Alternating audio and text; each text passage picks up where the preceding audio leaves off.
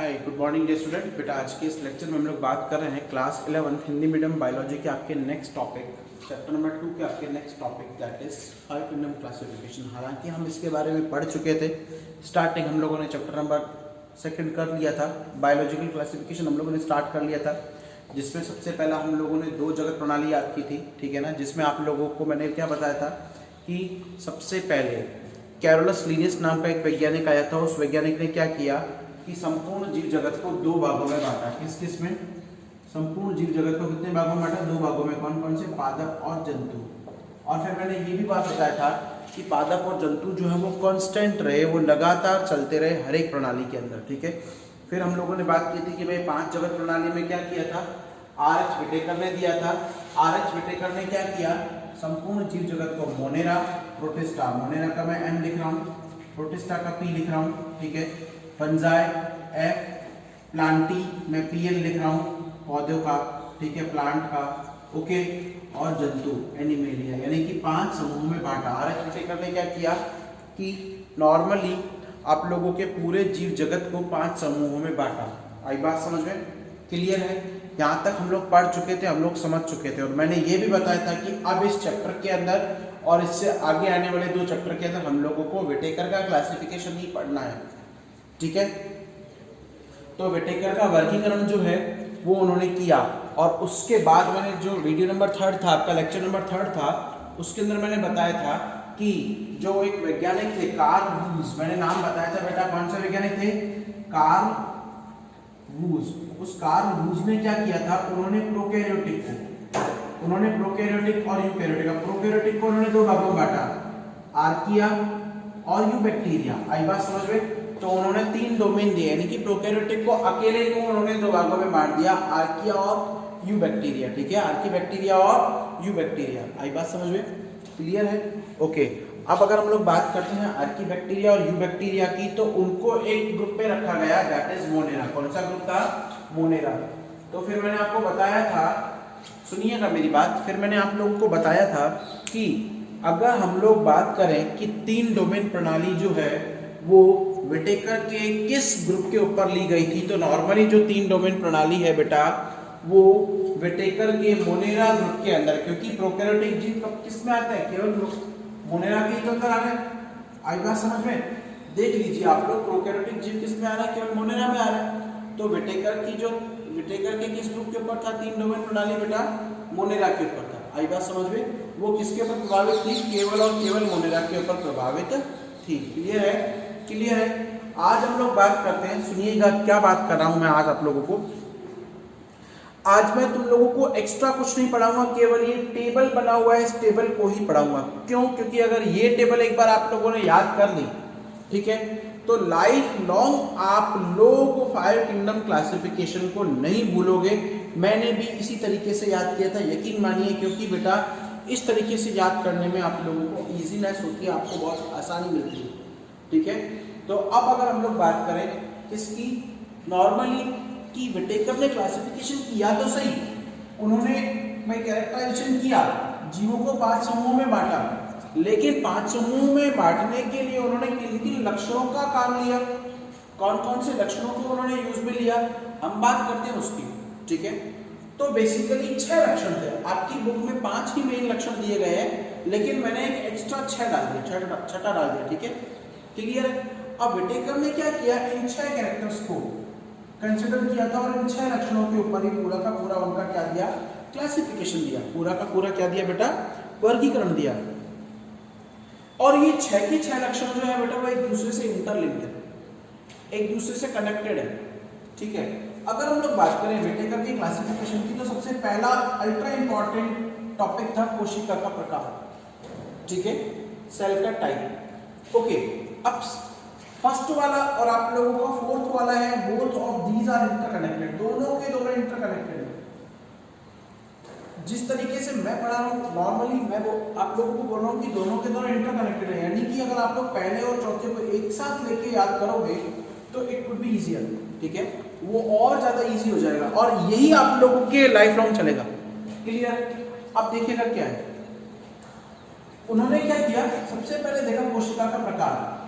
अब कोशिकाएं कैसी हैं? जो मोनेरा थे, मोनेरा में सभी प्रोकैरियोटिक जीवों को रखा गया है। मोनेरा में प्रोकैरियोटिक जीवों को रखा गया। पहला कैरेक्टर है देखो कोशिका का प्रकार, ठीक है, और चौथा है केंद्रक झिल्ली। अभी हम लोग इन दोनों को छोड़ रहे हैं, अभी हम इन दोनों को छोड़ रहे हैं, ठीक है, इनको अभी कुछ भी नहीं कर रहे हम लोग, छोड़ रहे हैं, छेड़ना ही मत इनको, क्लियर है। कोशिका का प्रकार प्रोकैरियोटिक, और प्रोकैरियोटिक में आप लोगों को बता चुका हूं कि ऐसे जीव हैं जिसमें केंद्रक झिल्ली क्या होती है, अनुपस्थित। यानी मोनेरा के अंदर क्या होगा, प्रोकैरियोटिक है तो केंद्रक झिल्ली क्या है, अनुपस्थित है, अनुपस्थित है ना बेटा। और रिमेनिंग जो 4 थे, चाहे आपका प्रोटिस्टा हो, चाहे आपका कवक हो, फंजाई हो, पादप हो और जंतु, ये सारे यूकैरियोटिक थे। तो प्रोकैरियोटिक एकमात्र अकेला ऐसा ग्रुप होता है जिसमें केंद्रक झिल्ली क्या होती है, अनुपस्थित होती है, जबकि यूकैरियोटिक में सभी में केंद्रक झिल्ली क्या है, उपस्थित है। क्लियर है, क्लियर है ना बेटा।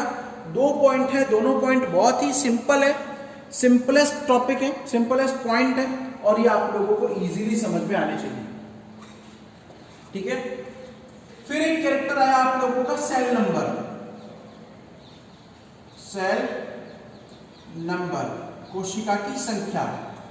अब नंबर की मैं बात करूं, कोशिका की संख्या की मैं बात करूं, तो जनरली अगर हम लोग बात करें नंबर की या संख्या की, तो संख्या के आधार पर अगर हम लोग बात करें तो जो मोनेरा में जीव रखे गए थे, इस ग्रुप में जो जीव रखे गए थे वो सभी जीव एक कोशिकीय थे। क्यों? क्योंकि प्रोकैरियोटिक है तो यूनिसेलुलर ही तो थे, ठीक है, वो सभी जीव क्या थे, एक कोशिकीय थे, यानी कि यूनिसेलुलर थे। क्या थे बेटा, यूनिसेलुलर। आई बात समझ में? समझ में आया, समझ में आया, क्लियर है ना। और प्रोकैरियोटिक के अंदर मोस्टली सभी जीवाणुओं को रखा गया, यानी कि बैक्टीरियाज को रखा गया। ये भी इंपॉर्टेंट है, अल्ट्रा इंपॉर्टेंट है, बहुत ज्यादा, काफी बार क्वेश्चन आता है। प्रोकैरियोटिक के अंदर एक कोशिकीय जीवाणुओं को ही रखा गया। अब विटेकर से पहले हेकल वगैरह के क्लासिफिकेशन आए थे, लेकिन वो इसीलिए तो फेल हुए थे क्योंकि उन्होंने बैक्टीरिया को यानी कि जीवाणुओं को कोई स्पेस ही नहीं दिया, जीवाणुओं के लिए उन्होंने कोई जगह ही नहीं बनाई, ठीक है। और ये तो अपने आप में बहुत बड़ा रोल प्ले करते हैं पूरे आपके बायोलॉजिकल सिस्टम के अंदर, ठीक है। सेकंड था प्रोटिस्टा। प्रोटिस्टा में भी क्या थे, एक कोशिकीय थे, लेकिन वो एक कोशिकीय कैसे थे, यूनिसेलुलर यूकैरियोटिक थे। क्लियर है। तो प्रोटिस्टा में जो जीव रखे गए थे वो क्या थे, यूनिसेलुलर यूकैरियोटिक। आई बात समझ में? प्रोटिस्टा में जो जीव रखे गए थे वो क्या थे, यूनिसेलुलर यूकैरियोटिक। क्या थे, यूनिसेलुलर यूकैरियोटिक, ठीक है, ओके। अब बात करते हैं फंजाई की, कवक की बात करते हैं। तो कवक जो था वो उस कवक ग्रुप को उन्होंने प्लांट से अलग किया। क्यों अलग किया उसका रीजन आगे बताइए, ठीक है, किस कारण हुआ वो इसमें आएगा लास्ट वाले में। कवक जो था वो फंजाई से अलग किया गया, वो प्लांट से अलग किया गया। कवक जो था वो पहला ऐसा ग्रुप था जो बहुकोशिकीय था, यानी कि मल्टीसेलुलर था, लेकिन था कैसा, यूकैरियोटिक। आई बात समझ में? आई बात समझ में? क्योंकि ये जो है ना, मैं आप लोगों को बताऊंगा ये टर्म में आप सीधी यहाँ तो ठीक है डिटेल में बता रहा हूँ इस टेबल के अंदर। अब जब आगे क्लासिफिकेशन हम लोग डिटेल में पढ़ेंगे, archaea bacteria, Archie bacteria, you bacteria और ये मोनेरा प्रोटिस्टा वगैरह पढ़ेंगे, तो उसमें मैं सीधा बताऊंगा आप लोगों को। क्लियर? अगला था पादप। पादप तो ऑब्वियसली बात है बहुकोशिकीय यूकैरियोटिक थे, और जंतु भी कैसे थे, बहुकोशिकीय यूकैरियोटिक, यानी कि मल्टीसेलुलर यूकैरियोटिक। क्लियर है? तो यहां तक आप लोगों को समझ में आया भाई। केंद्रक झिल्ली हम लोगों ने पढ़ लिया, कोशिका का प्रकार उन्होंने देखा। अब कोशिका का प्रकार प्रोकैरियोटिक था, तो उसके आधार पर हम लोगों ने केंद्रक झिल्ली को समझा कि केंद्रक झिल्ली क्या थी, प्रोकैरियोटिक में अनुपस्थित है और शेष सभी में क्या है, उपस्थित होती है, ठीक है। तो बैक्टीरिया की सेल की स्ट्रक्चर किस तरीके की होती है, कुछ इस तरीके की, और केंद्रक जो वो बीच में फैला रहता है बस कोशिका द्रव्य में, ठीक है, जिसे आप लोग जीनोफोर कहते हो, ओके। अगली थी आपकी कोशिका भित्ति। अगली क्या थी, कोशिका भित्ति, सेल वॉल। ये भी अपने आप में अल्ट्रा इंपॉर्टेंट है, क्योंकि शुरुआत में पता है क्या हो रहा है, जब आप लोगों का लीनियस का क्लासिफिकेशन था, उन्होंने बोला कि जिनमें सेल वॉल है वो तो पादप है, और जिनमें सेल वॉल नहीं है वो जंतु है, ठीक है। लेकिन यहाँ पर अपवाद क्या है कि प्रोटिस्टा में तो केवल कुछ ही जीवों में सेल वॉल है। प्रोटिस्टा में तो बेटा केवल कुछ ही जीवों में सेल वॉल है, तो इसलिए प्रोटिस्टा को ना तो हम लोग पादप मान सकते थे, ना ही जंतु मान सकते थे। आई बात समझ में? प्रोटिस्टा को ना तो हम लोग पादप मान सकते थे और ना ही जंतु मान सकते थे। तो उन्होंने क्या कहा, सुनना मेरी बात, यहां पर आकर ये फेल हो गए। जो टू किंगडम क्लासिफिकेशन था, जो आप लोगों का लीनियस का क्लासिफिकेशन था, वो फेल हो गया। अब सेल वॉल जो है, उन्होंने कहा कि मोनेरा में जितने भी बैक्टीरिया पाए जाते हैं उनमें सब में सेल वॉल प्रेजेंट होती है। ठीक है भाई, प्रेजेंट है, मान रहे हैं हम लोग। प्रोटिस्टा में कोचिजीमा में प्रेजेंट है। अच्छा, फंजाई में क्या है, आप लोगों की एनसीईआरटी की बुक में ये मिलेगा वर्ड नॉन सेल्यूलोजिक या एसेल्यूलोजिक, सेल्यूलोजिक, या फिर ये वर्ड मिलेगा सेल्यूलोज विहीन। क्या मिलेगा? सेल्यूलोज विहीन, यानी कि इनमें सेल्यूलोज से बनी हुई नहीं होती है। एनसीईआरटी में ये शब्द मिलेंगे, लेकिन मैं आपको स्पेसिफाई बताता हूं कि फंजाई के अंदर जो कवक के अंदर सेल वॉल है वो किससे बनी होती है? काइटिन से बनी होती है। आई बात समझ में? और प्लांट में किससे बनी होती है? सेल्यूलोज में। ये तो हमें पता है। पौधों में किससे कोशिका भित्ति निर्मित होती है? सेल्यूलोज से। और एनिमल की बात करें, अगर मैं आपकी और मेरी कोशिका की बात करूं ना बेटा, तो एनिमल में क्या था? ये कोशिका भित्ति अनुपस्थित होती है। ये तो रेस से ही बाहर होगा। एनिमल तो इसमें रेस से बाहर हो गया, तीसरे पॉइंट में, ठीक है ना। लेकिन बात करते हैं पौधों में, ठीक है, सेल्यूलोज से हम लोगों को क्लियर हो गया, या नॉन सेल्यूलोजिक है, काइटिन से बनी हुई होती है, ठीक है। यहां पर भी हमें पता लग गया प्रोटिस्टा में कि इसमें कुछ जीवों में है, इसीलिए जो आपका लीनियस का क्लासिफिकेशन है वो फेल हुआ था, क्योंकि उन्होंने बताया था कि जिनमें सेल वॉल है वो पादप और जिनमें नहीं है वो जंतु है, ठीक है। लेकिन विटेकर ने इसको अलग किया। उन्होंने बोला कि नहीं, अलग ग्रुप हो सकता है, इसमें कुछ जीवों में तो है और कुछ जीवों में नहीं है, ठीक है। लेकिन बात करते हैं बैक्टीरिया की, ये बहुत से खाता है हमारा बैक्टीरिया, जो वो नॉन सेल्यूलोजिक है। आई बात समझ में? उनकी सेल वॉल जो है वो सेल्यूलोज से बनी हुई नहीं होती है, क्लियर है। तो किससे बनी हुई होती है बेटा? सेल्यूलोज की तुलना में वो बेटा एक पॉलीसेकेराइड और अमीनो अम्ल से मिलकर बनी हुई होती है। आई बात समझ में? किससे बनी हुई होती है? पॉलीसेकेराइड और अमीनो अम्ल से। किससे बनी होती है बेटा? पॉलीसेकेराइड और अमीनो अम्ल से। अब बैक्टीरिया में बेटा दो ग्रुप आते हैं, मोनेरा में दो ग्रुप आते हैं। एक तो आता है आर्की जीवाणु, याद रखना ये, क्योंकि कल मैं जब स्टार्ट करूंगा डिटेल में तो क्या मैं केवल शब्द लिखूंगा। दूसरा है आपका यू जीवाणु, यू जीवाणु और आर्की जीवाणु। यू जीवाणु के अंदर तो बेटा ये सेल वॉल जो है पॉलीसेकेराइड और अमीनो अम्ल का एक प्रिकर्सर होता है, जिसे आप लोग बोलते हैं पेप्टिडोग्लाइकेन। पेप्टाइडोग्लाइकेन की बनी हुई होती है, याद रखना। किसमें? यू जीवाणु में, यू बैक्टीरिया में। लेकिन अगर आर्की बैक्टीरिया की मैं बात करूं तो यहां पर आप लोगों की जो सेल वॉल है वो सेल वॉल किसके द्वारा निर्मित होती है?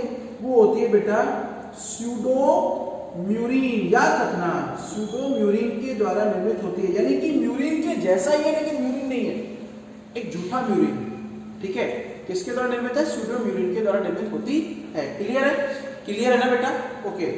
अब बात करते हैं शारीरिक संगठन स्तर की। ये भी अपने आप में अल्ट्रा इंपॉर्टेंट है, फिफ्थ वाला, ठीक है। शारीरिक संगठन स्तर जो है वो मोनेरा का क्या था? केवल कोशिकीय स्तर था, उनमें सेल्स ही थी, ठीक है। प्रोटिस्टा में भी कोशिकीय स्तर ही था, क्योंकि वो भी इतने ज्यादा हैवी नहीं थे, हालांकि यूकैरियोटिक थे लेकिन यूनिसेलुलर थे, तो एक कोशिका ही थी पूरे शरीर में, ठीक है। यहां पर क्या है? कवक में बहुकोशिकीय तो है, मल्टीसेलुलर तो है, लेकिन क्षीण उत्कीय। क्षीण उत्कीय मतलब कि इनमें जो सेल्स हैं, इनमें जो कोशिकाएं हैं, उनमें लूज कनेक्शन पाए जाते हैं, हैवी कनेक्शन नहीं होते हैं, वो टाइटली पैक नहीं होती है, एक दूसरे से टाइटली पैक नहीं होती है, यानी कि एक दूसरे के क्लोज कांटेक्ट में नहीं होती है, बिल्कुल पास में नहीं होती है। उनमें जो कनेक्शंस हैं वो बेटा बहुत लूज होते हैं। कनेक्शंस क्या होते हैं बेटा? बहुत लूज होते हैं, इसलिए इसको क्या बोला गया? क्षीण उत्तकीय। क्या नाम दिया गया बेटा? क्षीण उत्तकीय, ठीक है। फिर बात करते हैं आप लोगों का पौधों की शरीर के संगठन की बात करते हैं। पौधों में ठीक है कोशिकाएं आपस में मिलकर ऊतक बनाती है और ऊतक से अंग बनते हैं, ठीक है। लेकिन अंगों तक ही सीमित रहता है, कोई अंग तंत्र नहीं पाया जाता। आई बात समझ में? इसीलिए हम लोग बोलते हैं कि पादप जो है वो जंतुओं से निम्न वर्ग में आते हैं। हालांकि कॉम्प्लेक्सिटी उनके शरीर में भी पूरी की पूरी है, लेकिन जंतुओं से क्या है? वो निम्न वर्ग में आते हैं, ठीक है। यहां क्या है? जंतुओं में ऊतक, अंग और अंग तंत्र, भाई कोशिकाएं आपस में मिलकर ऊतक बनाती है, ऊतकों से अंग बनते हैं और अंगों से अंग तंत्र बनते हैं। अगर मैं बात करूं हमारे शरीर की तो अलग अलग अंग तंत्र है, जैसे पाचन तंत्र, श्वसन तंत्र, दृष्टि तंत्र, उत्सर्जन तंत्र, ठीक है ना, आप लोगों के तंत्रिका तंत्र, अंतःस्रावी तंत्र, दुनिया भर के तंत्र, क्लियर है। तो ये तंत्रों के द्वारा निर्मित होता है। आई बात समझ में? यानी कि बॉडी का जो ऑर्गेनाइजेशन है वो प्लांट की तुलना में एक स्टेप हाई लेवल के ऊपर जाता है, क्लियर है। अब बात कर रहे हैं आगे आप लोगों का पोषण माध्यम की बात करें। ये भी इंपॉर्टेंट है, अल्ट्रा इंपॉर्टेंट है पोषण माध्यम, ठीक है। पोषण माध्यम की अगर हम लोग बात करें तो इनका जो पोषण है, ये जो मोड ऑफ न्यूट्रिशन है, ये मोनेरा जो थे दो प्रकार के थे। कुछ मोनेरा ऐसे थे जो क्या थे, स्वपोषी थे। स्वपोषी मतलब अपना भोजन खुद बनाते थे, ठीक है, अपना भोजन खुद बनाते हैं। जैसे एग्जाम्पल हम लोगों ने नाम बताया था इसका, साइनोजीवाणु का। इसका नाम बताया बेटा, साइनोजीवाणु का, ठीक है। अब साइनोजीवाणु की हम लोग बात करें तो वो क्या है, स्वपोषी, ठीक है। अब इनमें भी दो कैटेगरी आई, रसायन संश्लेषणी और प्रकाश संश्लेषणी। भाई ये तो आपको पता है, इसमें क्या है, क्लोरोफिल होगा, क्लोरोफिल है, और ये क्या है, सनलाइट यानी सूर्य का प्रकाश जो उसको लेकर अपना भोजन बनाना, प्रकाश संश्लेषण। लेकिन ये क्या है, रसायन संश्लेषण, कुछ विशेष प्रकार के रसायनों का उपयोग करके अपना भोजन बनाते हैं, ठीक है, क्लियर है। फिर आता है इनमें कुछ बैक्टीरिया जो परपोषी प्रकृति के थे। परपोषी का मतलब पता है क्या होता है, कि वो दूसरों के ऊपर डिपेंडेबल थे। पर मतलब कोई दूसरा, पोषी मतलब पोषण के लिए दूसरों पर डिपेंड करना, ठीक है। अब उनमें कौन कौन से थे, मृतोपजीवी और परजीवी थे। मृतोपजीवी और परजीवी थे। मृतोपजीवी, मृत मतलब जो मरे हुए जीवों के ऊपर निर्भर करते थे, मृतोपजीवी मरे हुए जीवों पर निर्भर करने वाला, ठीक है। परजीवी, परजीवी का मतलब जो किसी दूसरे के ऊपर, किसी दूसरे जिंदा जीव से अपना भोजन प्राप्त कर रहा है, ठीक है। लेकिन ये जो है इसका एक परजीवी कैटेगरी जो है, परजीवी जो लक्षण है, इसका एक सबसे बड़ा ड्रॉबैक है, सबसे बड़ी कमी है कि ये बैक्टीरिया जो है पैथोजेनिक होते हैं, ठीक है।